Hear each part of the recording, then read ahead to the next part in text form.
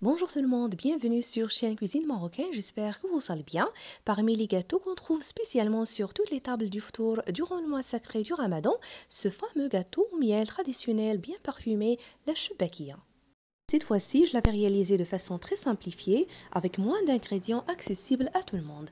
Alors ici, j'ai à peu près 150 g de graines de sésame, une cuillère à soupe de curcuma, petite cuillère de cannelle, un sachet de levure chimique l'équivalent de 8 grammes et 1 kg de farine de bonne qualité tamisée.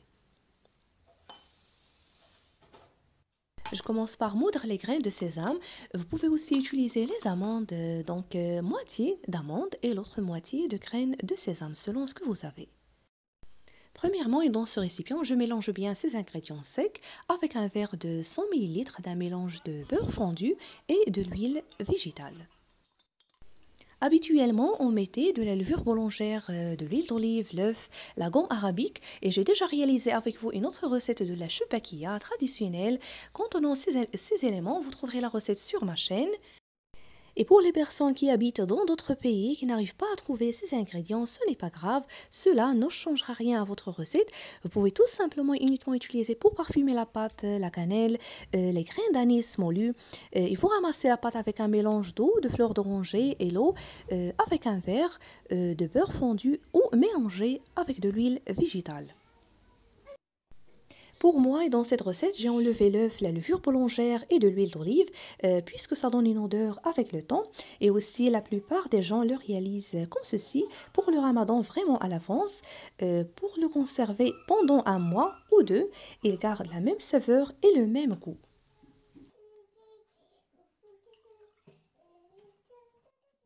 Après avoir bien mélangé et frotté ces ingrédients entre les mains, comme vous avez suivi, j'ajoute maintenant un verre d'eau de fleur d'oranger que j'ai chauffé un peu. Avec une cuillère à soupe de vinaigre, je ramasse le mélange et de côté, j'ai laissé un verre d'eau tiède que je vais ajouter par la suite petit à petit.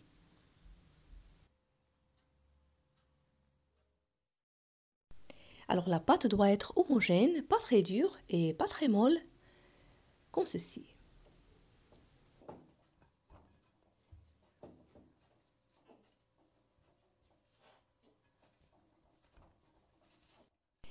Maintenant, je la divise en morceaux et je les enveloppe dans un sac alimentaire, comme vous allez voir.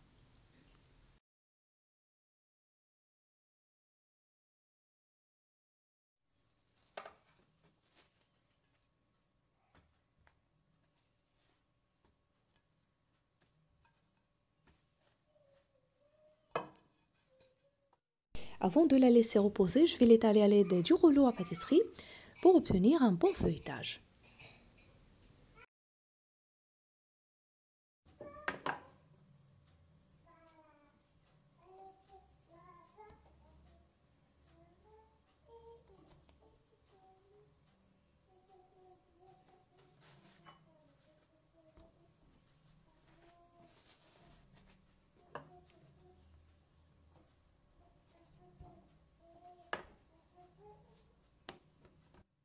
Je la laisse reposer pendant environ 15 minutes au frigo, comme ça elle sera plus ferme et facile à travailler.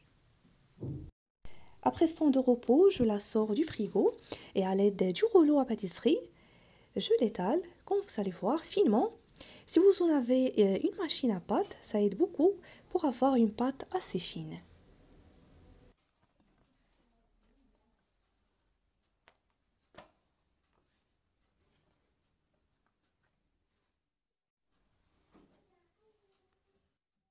Avec la roulette, je découpe un grand rectangle, puis des bandes de pâte, comme vous allez voir, de même taille.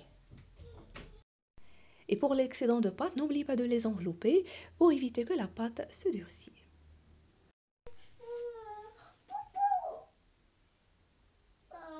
Ce rectangle de pâte est très long, donc je le divise en deux et je vous laisserai avec la suite quelques idées faciles, très simplifiées pour réaliser ce gâteau avec un résultat professionnel.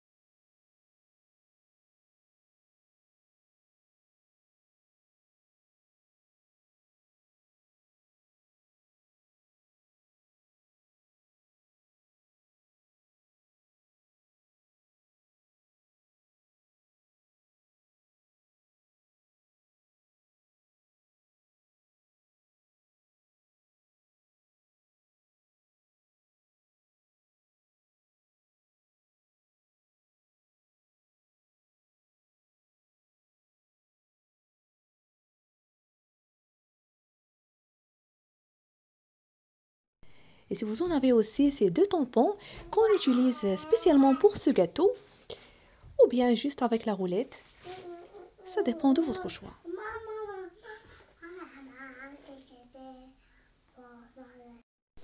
Cette fois-ci, je divise ce grand rectangle de pâte en petits de même taille, puis toujours avec la roulette, je vais faire des entailles parallèles sans atteindre les bords, comme vous voyez. Donc la façon la plus simple et facile surtout pour les débutantes. Alors ici, j'ai 5 bandelettes. Je vais soulever la première et laisser la deuxième, soulever la troisième et laisser la quatrième. À la fin, vous allez obtenir 3 bandelettes devant et 2 derrière. Je pince la dernière et voilà, je la dispose sur le plan de travail. Puis je pince les deux côtés et vous allez obtenir une très belle forme d'une fleur. La voilà. Une fois terminé, je les ai placés dans des plateaux et comme vous voyez, j'ai obtenu une grande quantité, à peu près 140 pièces de gâteau. Et avant de passer à la friture, c'est très important, il faut les laisser reposer dans un endroit bien aéré, auprès de la fenêtre par exemple. Comme ça, ils ne vont pas absorber de l'huile et aussi ils vont garder leur jolie forme pendant la friture. Ici, j'ai quelques graines de sésame doré pour saupoudrer les gâteaux et j'ai mis aussi de côté du miel au sucre fait maison, parfumé au citron et à l'eau de fleurs d'oranger qu'on utilise habituellement pour tremper ce genre de gâteau. Si vous voulez la recette, vous trouverez le lien sous la vidéo. Alors, je vais les faire frire sur un feu assez moyen et laisser dorer des deux côtés pendant environ 3 à 4 minutes.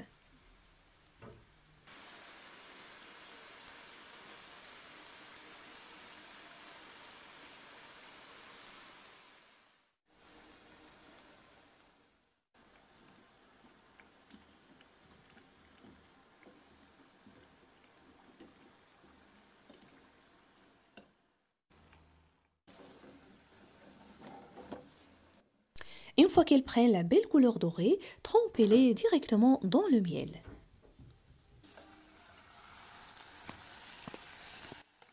Pour le miel, je ne l'avais pas chauffé, il faut qu'il soit comme ceci, pas liquide et pas très lourd.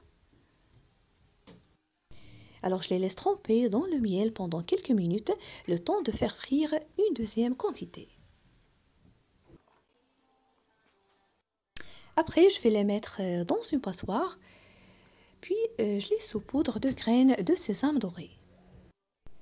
Après avoir terminé, gardez-les dans une boîte hermétique et entre chaque couche de gâteau, vous placez un papier cuisson ou bien un film alimentaire. Gardez-les au frigo jusqu'à un mois ou deux, ni la saveur ni le goût changent.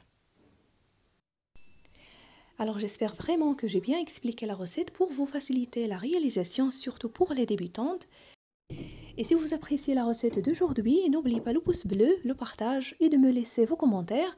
Et si vous êtes nouveau à regarder ma vidéo, bienvenue sur ma chaîne et n'hésitez pas à vous abonner sans oublier d'activer la cloche. Je vous remercie de suivre cette vidéo, prenez soin de vous et je vous retrouve prochainement.